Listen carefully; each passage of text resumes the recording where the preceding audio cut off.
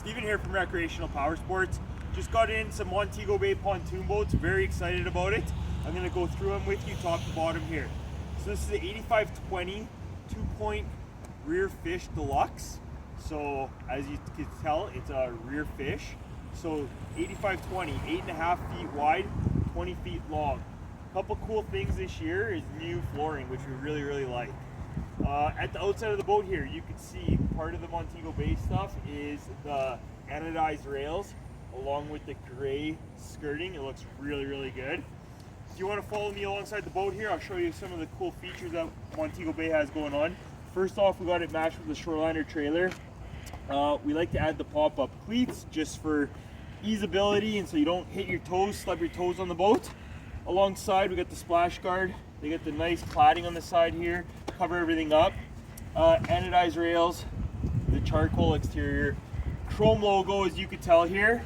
And alongside of the boat, we got the rear boarding ladder, the ski pylon, and the powerful 90 horsepower Mercury CT, which is the max horsepower of the boat. So it is matched perfectly. We like to make sure that you get the best power for the boat. The inside of the boat here, you can see the cool flooring. It's something we've never had before. I really like it. It really flows with the gray interior and the charcoal sides. So a couple nice features of the Montego Bay here is, first thing I really like is the Inset cup holders inside the cushions. Just gives you a couple more cup holder spots, a little more drink holders for say, so you could add more bevies. The seats, they pull out, and we got the Roto cast molded seat bases. Nice feature is if water does come down, it goes into the gaps here and it will flow out the back. So if any water does come onto the seats, it will flow out the back, which is very nice. And anything goes in there, there's a drain holes as well. Inside, you can see we got blue toe kicks right down underneath there. And then on all the speakers as well, have the blue lights. Follow me to the back. Montego Bay has fiberglass consoles. Unlike other manufacturers who have plastic consoles, they won't crack or fade, and if they do, they are easily repairable. A nice black removable table. A couple nice things about the bimini top, different than anybody else, is you just grab it and you pull it tight. It ratchets inside of here. To loosen it, you just grab it, hit the button, and it loosens off.